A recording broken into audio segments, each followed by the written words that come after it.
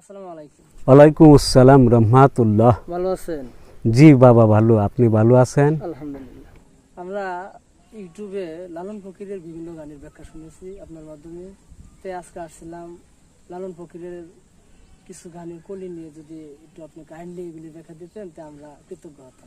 আসলে লালন ফকিরের গানের ভাবার্থ বোঝার ক্ষমতা আমার নেই, তেমন যোগ্যতাও আমার নেই। তারপরেও নিজেকে যতটুকু বুঝি ততটুকু বলার চেষ্টা করব আর কি। ঠিক আছে, ধন্যবাদ। আমি একটা কলি বলি, আপনি একটু ব্যাখ্যা দেন। যে এই একটা কলি আছে, জিন্দা দেহে মরার ভূষণ, খেরকা তাজার ঢোর কফিনে, কে তোমার এই বেশভূষণ পরাইলো বলো শুনি, এরকম একটা কলি আছে। সারা পৃথিবীর সম্মানিত দর্শকদের প্রতি আমি নূর মোহাম্মদ ফকিরের রইল শ্রেণীমতি শ্রদ্ধা, ভালোবাসা ও স্নেহ। এই গানের কথা বলেছেন, এই গান দিয়ে তিনি মুসলিম, হিন্দু, খ্রিস্টান ধর্মের উচ্চমার্গের সাধন ভজনরত লোকদেরকে বুঝিয়েছেন। এখানে মুসলিমদের মৃত্যুর ভূষণ খিলকাকে খেরকা বুঝিয়েছেন তিনি। পৃথিবীতে বেঁচে থেকেই কামেল গুরুর সান্নিধ্যে যে এই ভূষণ পরা যায়, আল্লাহকে পাওয়ার জন্যে পৃথিবীর যত প্রকার স্বাদ আকাঙ্ক্ষা চাওয়া পাওয়া আছে সব কিছুকে একমাত্র মাওলার কুদরতি পায়ের নিচে কুরবানি করে দেয়াকেই জিন্দা দেহে মরার ভূষণ বলা হয়। আরেকটা গলিতে দেখছি যে ছালাতুল মেরাজুল মুমিনি না জানতে হয় নামাজের বেনা, এইরকম একটা কলি আছে। এই প্রশ্নের উত্তর আমি দিতে পারবো না, তারপরেও একটু যোগ করতে চাই। নামাজ মুমিনের মেরাজ, মেরাজ মানে দেখা করা। কার সাথে? মাওলার সাথে। নামাজে দাঁড়িয়ে নিয়তের মাধ্যমে বললাম দুনিয়ার সব কিছু থেকে ফারাক হয়ে একমাত্র মাওলার নামে মতওয়াজ্জান হয়ে গেলাম। আল্লাহু আকবার। নামাজে দাঁড়িয়ে আমি দুনিয়া, ব্যবসা, চাকরি নিয়ে ভাবতে শুরু করলাম। নিয়ত ছিল কি আর করছি কি? তাই আমি মিথ্যাবাদী, তাও কার সাথে? মাওলার সাথে। নামাজ মানুষকে সমস্ত অপকর্ম থেকে দূরে রাখে। নামাজে দাঁড়িয়েই খারাপি শুরু করলাম। মসজিদ থেকে বাহির হয়েই অপকর্ম আরম্ভ করলাম। তাহলে নিশ্চিত বুঝবো আমার নামাজ হয়নি। অজু গোসল করে দেহের ময়লা ধুইলাম। সাইজি বলেছেন, খাসিলতি কিসে ধুবি? দেহ মন পাক করতে হবে সৎ কর্ম দ্বারা, হালাল খাদ্য খেতে হবে, জবান, চক্ষু, হাত পাকে ঠিক করতে হবে। মাওলা আমাকে সব কিছু দিচ্ছেন, আমি এখন মাওলাকে দিতে যাচ্ছি। তার কুদরতি পায়ে সিজদা, হুজুরি কালবে নামাজ পড়তে হবে। হুজুরু মানে হাজির। মাওলাকে হাজির নাজির জেনে নামাজ পড়তে হবে। 2 রাকাত নামাজে অসংখ্য মশলা আছে। এই নামাজ সম্পর্কে আমি কিছুই বলতে পারবো না, তা আমার দ্বারা বলা সম্ভব নয়। নামাজের বেনা বা খুঁটি বলতে কিছুই বুঝি না। শুধু এইটুকু বলবো, আসমান জমিনের মালিকের সামনে দাঁড়িয়ে আছি, বাস। আরেকটা কলি দেখছি আমরা গানের, ভাজিয়ে সদাই ফিরতবাসী, কুলবধূর কুলনাশী, সেই কালাচাঁদ নদে এসেছে। এখানে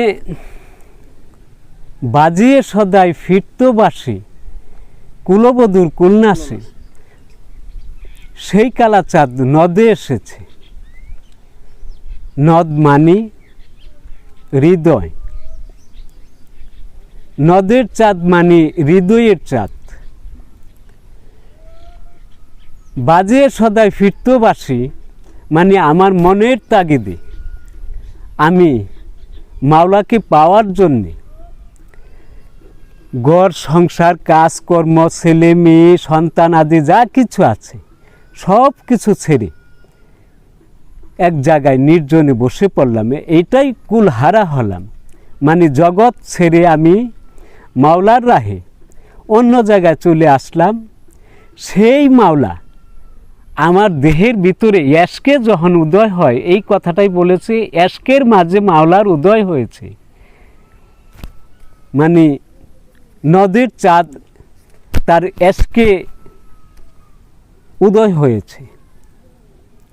একটা লালন ফকিরের জনপ্রিয় গান ছিল, শুনছি যে করিমানা কাম সারে না মদনে, প্রেম রসিকে হবে কেমনে। এখানে আসলে মদন বলতে কাকে আখ্যায়িত করেছেন? করিমানে কাম ছাড়ে না মদনে, প্রেম রসিকা হব কেমনে। মদনটা হলো দেহের ভিতরে নফসে আম্মারাকে মদন বলা হয়েছে। এই নফসের আম্মারার ভিতরে আসলে সাইজির গান যারা বুঝেন, যারা গান শুনছেন, গান না শুনলে এইভাবে একটা করে কলির ভাবার্থ বুঝাইতে পারবো না।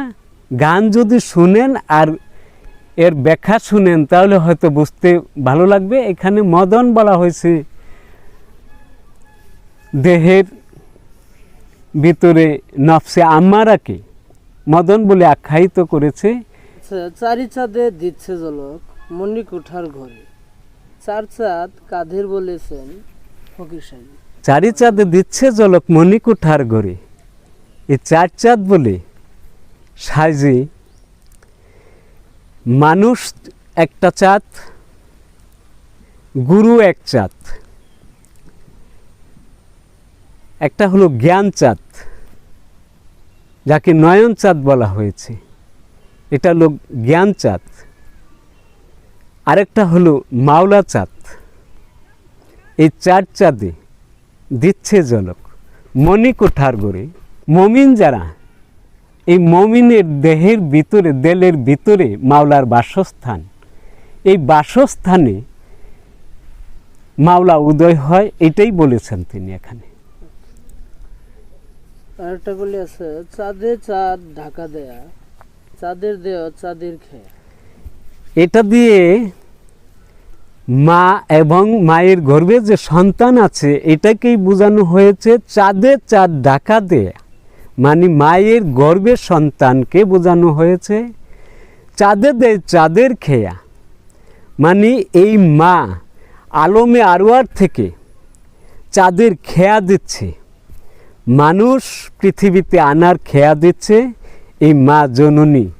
বলে আছে, পাবে সামান্য কি তার দেখা, বেদে নাই যার রূপরেখা।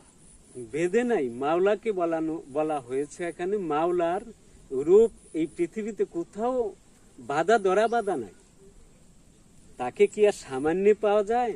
কঠোর সাধনার মাধ্যমে যদি আপনি জ্ঞানের মাধ্যমে, সাধনা অন্বেষণ করার মাধ্যমে, কামেল গুরুর মাধ্যমে আপনি এটা অর্জন করতে পারেন। এটা কি সাইজের একটা গানে আমরা 9টি দরজার কথা শুনেছি, কিন্তু অন্য একটা গানে শুনেছি 9.5টা দরজার কথা। এখানে আধা বা অর্ধেকটা, এটা কি বোঝানো হয়েছে? 9 দরজা বলতে আমরা যা বুঝি, 2টা চোখ, 2টা নাকের ছিদ্র, একটা মুখ, 5টা, 2টা কান, 7টা পায়খানা প্রস্রাবের রাস্তা, এই হলো 9 দরজা। কিন্তু আধা দরজা বোঝানো হয়েছে আমরা মাতৃ গর্ভে যখন ছিলাম তখন আল্লাহ পাক নাভি দ্বারা আমাদেরকে খাবার দাবার করিয়েছেন। পৃথিবীতে ভূমিষ্ঠ হওয়ার সাথে সাথেই দাইমা দাত্রীমা এই নাভিটাকে বন্ধ করে দিয়েছেন। এই নাভিটাকে আধা দরজা বলা হয়েছে। যাও হে শ্যাম রায় কুঞ্জে আর এসো না, এলে ভালো হবে না। যাও হে শ্যাম রায়কুঞ্জ আর এসো না, মানে রায়কুঞ্জ দিয়ে এখানে মাওলাকে বুঝিয়েছেন। আপনি পৃথিবীর সব কিছু ছেড়ে একমাত্র মাওলাকে পাওয়ার জন্য, মাওলা অর্জনের জন্য আপনি এই মাওলার ঘরে চলে যান, আর সেখান থেকে আসবেন না। পৃথিবীতে যদি আবার চলে আসেন তাহলে এটা ভালো হবে না, আপনার তকদির খারাপ হবে। মাওলার কাছে এমনভাবে আপনি নিমজ্জিত হন, মাওলাকে সাধন ভজনের মাধ্যমে, আত্মশুদ্ধির মাধ্যমে মাওলাকে অর্জন করুন, মাওলাকে খুশি রাজি করুন এবং মাওলার সাথে প্রেম ভালোবাসায় নিমজ্জিত হয়ে থাকেন। এটা কি বলা হয়েছে? শিরনি খাওয়ার লোভ যার আছে সে কি চিনে মানুষ রতন, দরগা তলায় মন মজেছে। সিন্নি খাওয়ার লোভ দিয়ে এখানে পৃথিবীমুখী মানুষদেরকে বোঝানো হয়েছে। সিন্নি দিয়ে পৃথিবীর ধন সম্পদ, লোভ লালসা, বিভিন্ন বিষয়কে সাইজি বুঝিয়েছেন।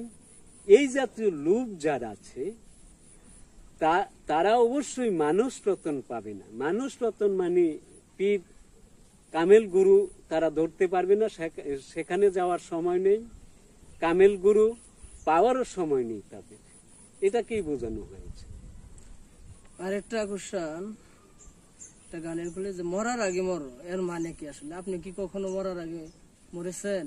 এখানে সূরা বাকারার 107 নম্বর আয়াতে আল্লাহ বলেছেন, আল্লাহ ছাড়া তোমাদের কোনো বন্ধু নাই কোনো সাহায্যকারী। যদি আমার একমাত্র বন্ধু মাওলাই হয়, তাহলে পৃথিবীর সব কিছুকে জলাঞ্জলি দিই, সব কিছুকে পায়ের নিচে ফেলি, তারপর মাওলাকে ধরতে হবে। পৃথিবীর সব কিছু থেকে নিজেকে বিচ্ছিন্ন করাকে মরার আগে মরা বলি। তারপর ধরচুর হাওয়ার গড়ে ফাঁদ পেতে মানি প্রতি নিঃশ্বাসে প্রশ্বাসে একমাত্র মাওলাকে ডাকা। আমি মরার আগে মরতে পেরেছি কি না? আমি তো জন্মের পর থেকেই মরেই বসে আছি, জীবিত হতে পারলাম কোথায়? জীবিত হতে পারলে তো মরার প্রশ্ন। দেল জিন্দা মানে মানুষ জিন্দা। আমি তো গরু ছাগলের মতো জ্ঞানবুদ্ধিহীন মৃত একটা মানুষ, চিরদিন হালডাঙ্গায় পড়ে ঘাস খেলাম। আরেকটা গলি এখানে, তুই আমারে মারিস নিমা, ননির জন্য মারলে মরে, এই ননিটা কি? ননি বলতে সূরা আল ইমরানের 14 নম্বর আয়াতে আল্লাহ বলেছেন, নারী জাতির প্রতি ভালোবাসা, সন্তান সন্ততি, কারি কারি সোনারূপা, পছন্দসই ঘোড়া, গৃহপালিত জন্তু ও জমিনের ফসলকে মানব জাতির জন্যে লোভনীয় করে রাখা হয়েছে। এসব হচ্ছে পার্থিব জীবনের কিছু লোভনীয় সামগ্রী। উৎকৃষ্ট আশ্রয় তো একমাত্র মাওলার আল্লাহ তাআলার কাছেই রয়েছে। সাইজি পৃথিবীর এই ধন সম্পদকে ননি বলে আখ্যায়িত করেছেন।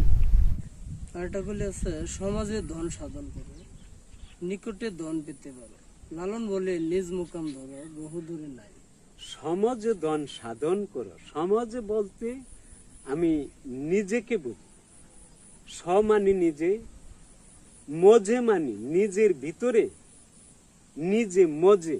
এটা এখানে এইভাবে কথাটা বলা হয়েছে, মাওলা বহুদূরে নাই। নিজকে নিজে যদি চিনতে পারেন, আপনার ভিতরে মাওলা প্রতিষ্ঠিত। মাওলাকে আপনার বনে জঙ্গলে আকাশে পর্বতে খুঁজতে হবে না, আপনার ভিতরে আছে। এখানে আরেকটা বিষয় আমি বুঝি, মাওলা আমি যদি আমাকে চিনি, প্রাথমিক পর্যায়ে আমার অঙ্গটাকে চিনি, তারপরে আমি অঙ্গের ভিতরে ঢুকি, অঙ্গের কার্যগুলিকে চিনি। এইভাবে চিনতে চিনতে মাওলাকে চেনা যাবে। আমি একটা অঙ্গের কথা বলছি, আমার হাঁটু এইখানে নর্মালি একটা গিলটির মতো আছে, গিলাটা, এইটাতে কোনো ভাত দেওয়া এমন কোনো শক্ত একটা কিছু নাই। এইখানে শুধু ভিতরে কিছু রগ আছে। আমি যখন মাটিতে বসলাম, আমার এই হাঁটুর উপরে নিচেও যদি হয় তাহলে 1 মণ তো হবে, আর তার মধ্যে আরো 1 মণ বা 1.5 মণ নিয়ে আমি বসা থেকে দাঁড়িয়ে পড়তে পারি। এই যে একটা সিস্টেম, শুধু একটা রোগের মাধ্যমে এই যে দুই মন নিয়ে আমি দাঁড়িয়ে পড়লাম, এই যে নিজে এইখানে এই দাঁড়ানোটার মাধ্যমে নিজেকে একটু উপলব্ধি করা, এই উপলব্ধি করাটা মাধ্য দিয়ে মাওলাকে কিছুটা দেখা যায়। এইভাবে মাওলা আপনার সামনে স্পষ্ট হয়ে যাবে আপনি যদি আপনাকে চেনেন। তারপরেও আরো বেশ কিছু কথা আছে যেগুলা এটা অন্য পর্যায়ের কথা। ওই ভিতরে আস্তে আস্তে যদি ঢুকতে পারেন তাহলে মাওলাকে আপনি কাছেই পাবো। সৃষ্টির মাধ্যমে আপনি মাওলাকে দেখতে পাবেন। অনেকে বলে পীর ধরতে হবে, এ ব্যাপারে আপনি কি বলবেন? আমি বলি, যদি আপনি যে কোনো ব্যাপারে আপনি যদি কৃষি করেন তাহলে কৃষিটা ভালো করে বুঝতে হবে। ভালো করে বুঝতে হলে পরে আপনার এই ব্যাপারে যে বেশি ভালো বুঝে তার কাছে আপনার যাইতে হবে।